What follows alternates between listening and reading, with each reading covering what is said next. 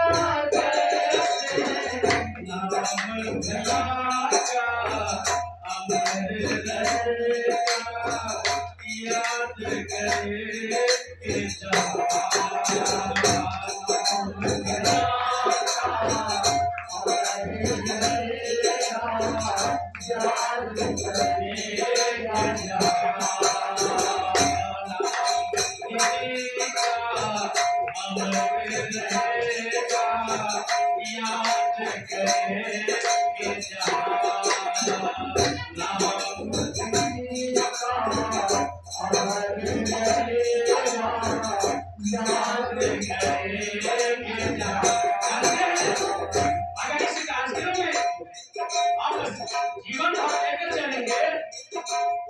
जब हम लोग आए थे संसार में तो हम रोए थे, तब हम रोए थे जब इस संसार में आए थे।